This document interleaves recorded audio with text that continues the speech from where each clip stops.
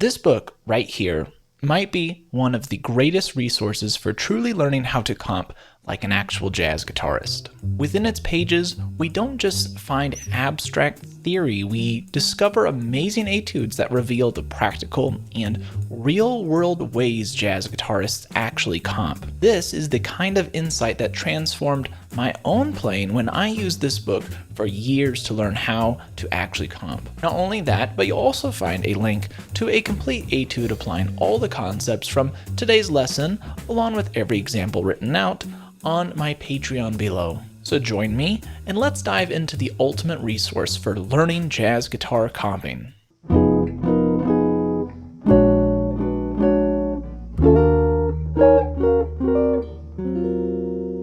First off, let's unlock one of the most ingenious and useful concepts Barry uses in his book, something I call multifunctional voicings. This secret is all about getting more mileage out of fewer shapes, making your comping incredibly efficient and versatile. For example, check out this beautiful 2-5-1 comping line from his Tangerine etude.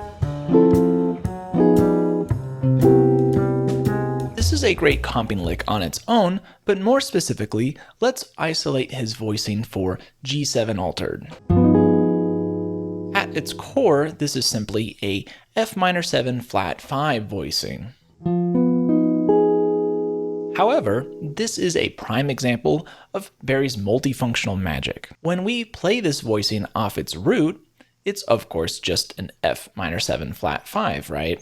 But here's the trick, when we use this same voicing starting off other chord tones, its harmonic function completely transforms. If we play it off the flat 7 of a dominant chord like he does for the G7 here, it becomes a beautiful, highly altered voicing for that dominant chord. However, if we play it off the third of a dominant chord, it creates a fantastic dominant 9 voicing that he uses a bunch throughout this book. This is incredibly useful because now one simple voicing can serve 3 different harmonic functions in our comping. It's not about memorizing endless chord shapes, but rather understanding how many different chords you can apply with just one versatile shape. Here's an example where our half diminished voicing is used as a multifunctional chord. First we play our half diminished voicing, of course, from the root. Then we play it from the flat 7 of our dominant chord. In this case, that's going to be a B flat altered, so we're going to play it from A flat. And then finally, we resolve to our 1 chord. Barry's book is truly packed with these types of transformative voicings. Very quickly, I just want to give a plug to one of the sponsors of this channel, Stringjoy Strings. These are the strings I've used in all my videos, and I absolutely love them and have been using them for years. Make sure to check out the link in the description, and your purchase will go towards supporting this channel, and I want to thank you in advance. The next concept I want to show you from Barry's amazing comping book delves into probably the most important aspect of comping: rhythm. Without great rhythm, even the most beautiful voicings will fall flat. This is where the real-world practicality of Galbraith's book shines through. Check out this example from his etude on Out of Nowhere.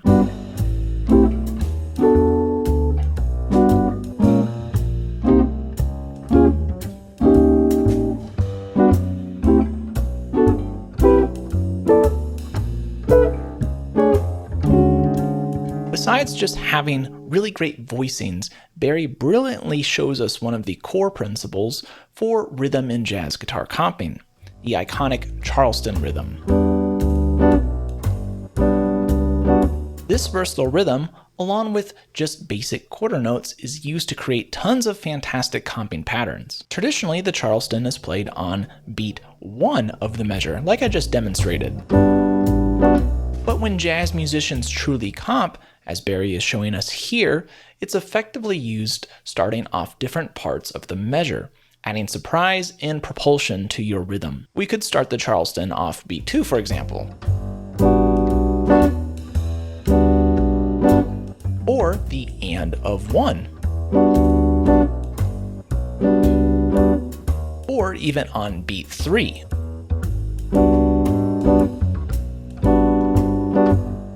Each of these variations can be combined seamlessly with quarter notes,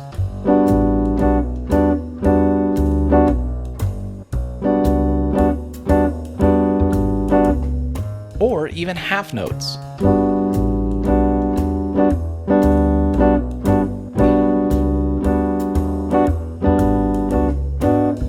Understanding these Charleston variations and their flexible placement is key to truly playing authentic jazz rhythms. Again, Barry's book is just filled with these simple, practical, and amazing rhythms, just like I showed you. Alright, so now let's bring it all together. I want to highlight some exceptional 2-5-1 comping lines directly from Barry's book that will truly demonstrate how he masterfully weaves together the ideas we covered thus far in the lesson. For example, let's look at this line. Not only does this feature a Charleston variation starting on beat 3, it also includes a multifunctional voicing, our half-diminished chord shape used off the flat 7 of D7, making it sound wonderfully altered. Then it resolves nicely to a great quartal voicing off G major, built off the 3rd. This line is a masterclass in economy and clarity. Or let's look at another example.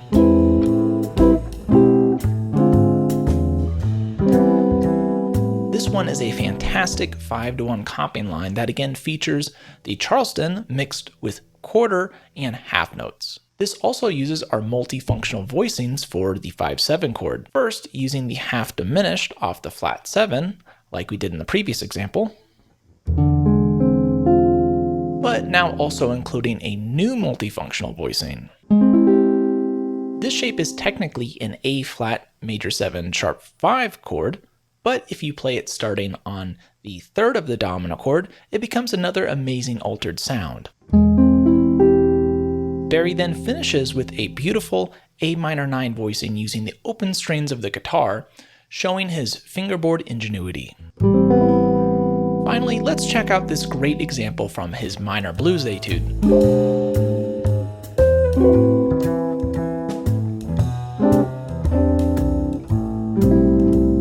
This features two distinct 5-to-1 ideas. The first is this, which uses another multifunctional voicing here being used as an E7 altered. Our second 5-to-1 idea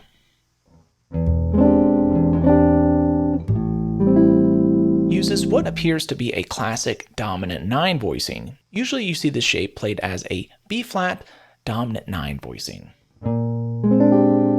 But Barry brilliantly uses it here as an altered sound over its tritone substitution, E7.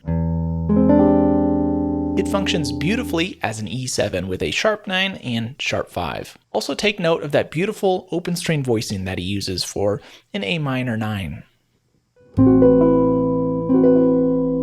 Examples like these powerfully demonstrate why Barry Galbraith's Comping Etudes book is truly the best resource for learning to comp like a seasoned jazz guitarist. We've now uncovered some of the foundational secrets from Barry Galbraith's remarkable comping book, seeing how his practical approach, multifunctional voicings, and rhythmic mastery can transform your playing. To truly internalize these concepts and make them your own, I highly recommend you purchase this amazing book, which you can find linked below. Now, to truly master its contents and apply these secrets to your own playing, I recommend a couple proven methods. Number 1 is to treat etudes like transcriptions. Play and then deconstruct. First, and most importantly, just play the etudes. Don't read the chords, try to play them precisely and memorize them entirely. Think of these etudes as comprehensive comping solos.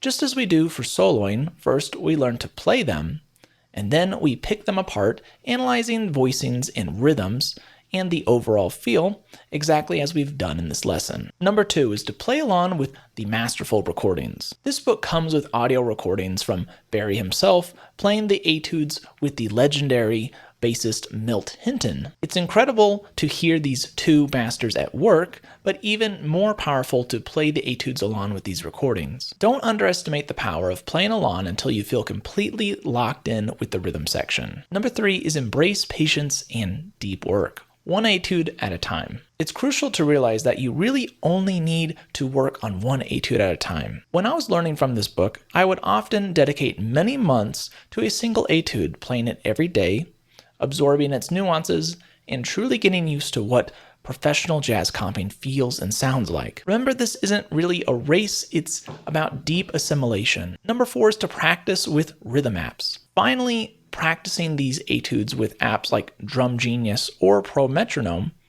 is a surefire way to sharpen your rhythmic precision and timing, ensuring your comping feels solid and grooving. These tools allow you to isolate and reinforce the rhythmic concepts you're learning. By applying these methods, you won't just learn chords. You'll develop intuitive time feel, the rhythmic precision, and practical vocabulary to truly comp like a seasoned jazz guitarist. This book is a long-term investment into your comping future. Thank you so much for watching this video about Barry Galbraith's amazing comping book. If you're interested in more breakdowns of this book, I did some lessons in the past that you might find interesting. Click the corner of the screen to view those videos. If you're interested in more comping, then head over to my Patreon, where I have published comping etudes in a similar style to Barry's. And speaking of Patreons, I want to give a shout out to those Patreons. Without you guys, none of this is possible, and I truly appreciate your support. All right, that's it for this lesson. And until the next one, remember to always keep swinging.